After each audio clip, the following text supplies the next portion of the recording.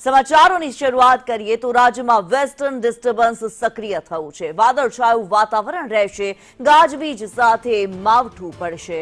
કચ્છ, પાટણ, મોરબીમાં આગાહી કરવામાં આવી છે।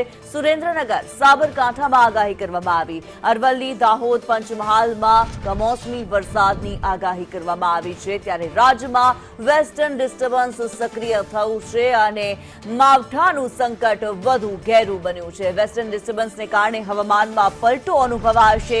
ઘણા બધા એવા વિસ્તારો છે, જિલ્લાઓ છે જ્યાં વરસાદી વાતાવરણ જોવા મળશે। કમોસમી વરસાદની જે આગાહી કરવામાં આવી છે હવામાન વિભાગ દ્વારા, વાદળછાયું વાતાવરણ રહેશે અને ગાજવીજ સાથે માવઠું પડશે। જે વિસ્તારો છે કચ્છ, પાટણ, મોરબીમાં વરસાદની આગાહી કરવામાં આવી છે। ન્યૂઝ રૂમથી અમારી સાથે દિવ્યા લાઈવ જોડાયેલા છે। દિવ્યા, જે પ્રમાણે માવઠાની આગાહી કરવામાં આવી છે, ધરતીપુત્રોની ચિંતામાં ચોક્કસથી વધારો થયો।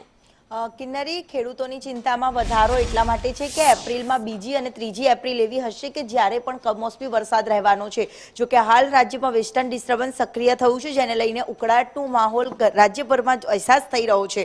બીજી તરફ કમોસમી વરસાદની આગાહી આજના દિવસે આપવામાં આવી છે, જ્યારે આજના દિવસે પણ કેટલાક જિલ્લાઓમાં ગાજવીજ સાથે વરસાદ પડી શકે તેવી શક્યતા સેવાઈ રહી છે। સાથે જ મેપ દ્વારા પણ એક તરફ નજર કરીએ, આઈએમડી દ્વારા જે મેપ જાહેર કરવામાં આવ્યો છે જેમાં સમગ્ર કચ્છ પંથકમાં ગાજવીજ સાથે વરસાદની આગાહી આપવામાં આવી છે। સાથે જ ખેડૂતોને પણ એલર્ટ આપવામાં આવ્યું છે। બીજી તરફ બનાસકાંઠા, પાટણ, સાબરકાંઠા, અરવલ્લી, મહીસાગર, દાહોદ સહિતના વિસ્તારો છે કે જ્યાં ગાજવીજ અને પવન સાથે વરસાદ રહેવાનો છે। આજે રાજ્યભરમાં માછીમારોને દરિયા કિનારે દરિયો ન ખેડવાની સૂચના આપવામાં આવી છે। બીજી તરફ દ્વારકા, જૂનાગઢ, સોમનાથ સહિતના તમામ જે વિસ્તારો આવ્યા છે ત્યાં પણ આજે છૂટો છવાયો વરસાદ પડી શકે તેવી સંભાવનાઓ વ્યક્ત કરવામાં આવી છે। વેસ્ટર્ન ડિસ્ટર્બન્સ સક્રિય થયું છે તેની અસર છે જે રાજ્યભરમાં રહેવાનું પણ અનુમાન કરવામાં આવ્યું છે। બીજી તરફ હવે એપ્રિલ મહિનો જ્યારે આવશે ત્યારે એપ્રિલમાં પણ કમોસમી માવઠાનું સંકટ યથાવત રહેવાનું છે। જ્યારે આજના દિવસે ગરમીથી આંશિક રાહત મળશે, પરંતુ કમોસમી માવઠાની અસર છે જેના કારણે ખેડૂતોની મુશ્કેલીમાં વધારો થાય તો કોઈ નવાઈ નહીં।